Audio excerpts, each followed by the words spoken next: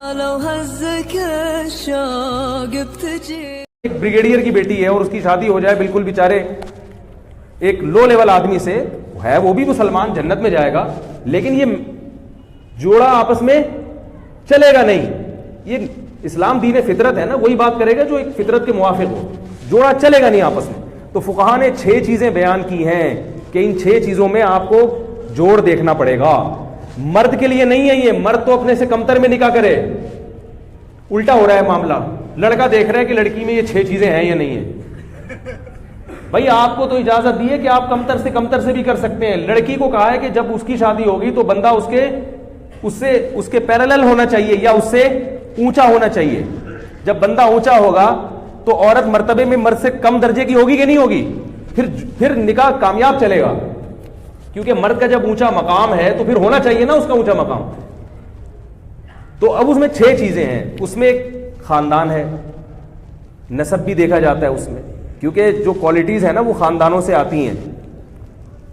یہ جو لوگ کہتے ہیں نا خاندان کچھ نہیں ہوتا ہے. میں یہ نہیں کہہ رہا غیر خاندان میں نہ کریں, غیر خاندان میں تو بالکل کرنی چاہیے شادی اگر جوڑ کا رشتہ مل رہا ہے. کمتر خاندان میں نہ کریں. کمتر کا مطلب کیا ہوتا ہے, بعض خاندان حرکتوں میں مشہور ہوتے ہیں, نیچ حرکتوں کی وجہ سے. یہ مطلب نہیں کہ ان میں ہر آدمی نیچ ہوتا ہے, لیکن بعض خاندان ایسے ہوتے ہیں کہ وہ حرکتوں میں کیا ہوتے ہیں, بول لو نا یار, مشہور ہوتا ہے کہ یہ کوئی اچھی فیملی نہیں, ان کے تمیز والے لوگ نہیں ہیں. یہ صحیح ہے نا. ان میں بعض لوگ اچھے بھی نکل آتے ہیں. یہ اس لیے کہہ رہا ہوں کہ اگر کوئی نیچ اچھے خاندان کا نہیں ہے تو اس کا مطلب نہیں کہ ہر آدمی برا ہے, لیکن بعض خاندانوں کی کوالٹیز ایسی ہوتی ہیں بندے کو پتہ چلا ہے بندہ خاندانی نہیں ہے, تو اس میں خاندان دیکھنا ہے. دوسرا اس کا پیشہ دیکھنا ہے. لڑکی بہت اونچے خاندان یعنی پیشے والی کی بیٹی ہے, مثال کے طور پر بہت بڑے آدمی کی بیٹی ہے, تو آپ اس کی شادی بالکل کسی لو لیول آدمی سے کر رہے ہیں تو یہ جوڑ کا رشتہ نہیں چلے گی. سمجھ رہے ہو. اسی طرح بہت ذہین لڑکی, اس کی شادی کسی مکھنچو سے کر رہے ہیں. اب وہ عورت کہے گی میں اپنے میاں سے زیادہ سمجھدار ہوں اور یہ سال کم وقت کو پتہ ہی نہیں. وہ بات کرتا ہے تو آدمی کہتا ہے یار تم چپ ہی رہتے تو اچھا تھا. اس کو کیا کہتے ہیں, مکھنچو. بالکل یہ نہیں کہ تھوڑا بہت فرق تو چلتا ہے, بالکل ہی باولا سا ہے, بہت ہی باولا ٹائپ کا آدمی ہے, تو ذہین لڑکی کا گزارا ایسے باولے کے ساتھ نہیں ہوتا. اسی طرح دولت میں بھی, دولت کا مطلب وہ نہیں ہے جو آپ سمجھ رہے ہیں. ہمارے یہاں دولت کا مطلب بینک بیلنس زیادہ ہو, اس کو نہیں دیکھتی شریعت, کیونکہ پیسہ آنے جانے والی چیز ہے. دولت کا مطلب یہ ہے کہ وہ اتنا مہر دینے پر قدرت رکھتا ہو جتنا مہر اس خاندان میں لڑکی کا ہوتا ہے.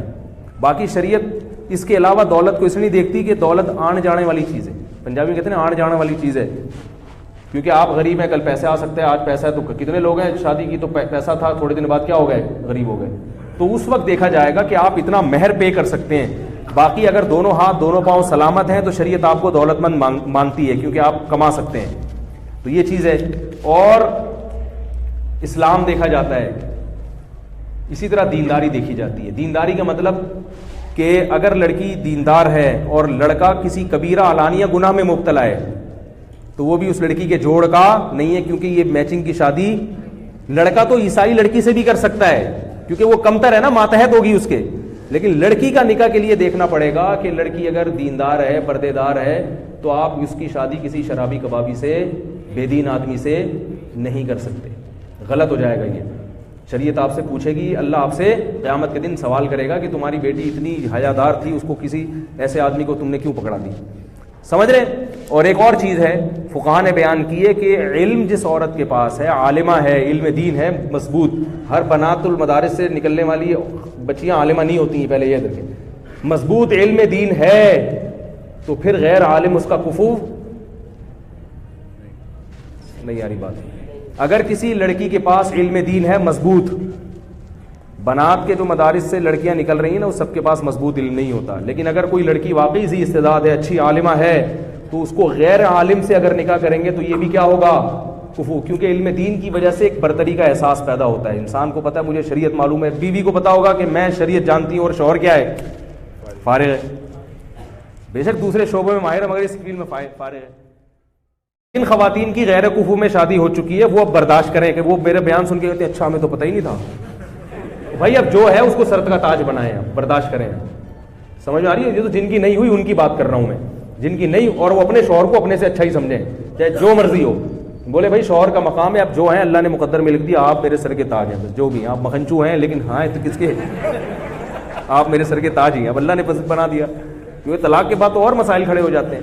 اور جن کی نہیں ہوئی تو ماں باپ اس کا خیال کریں، غیر کفو میں اس کا نکاح نہیں کریں. اگر کوئی کنوارا نہیں مل رہا تو کوئی بات نہیں، جس کی شادی ہو چکی ہے اس کو دوسری پہ دے دیں. یہ اسلام نے حکم دیا ہے. دوسری کی اجازت بھی مرد کو اس لیے دی ہے تاکہ خواتین کے لیے رشتے کی سلیکشن میں آسانی ہو جائے. اب یہاں سے ہمارے آپ کے اختلافات شروع ہو جائیں گے، اس لیے میں اس کو یہیں بند کرتا ہوں. اللہ تعالی ہم سب کو سمجھنے کی، عمل کرنے کی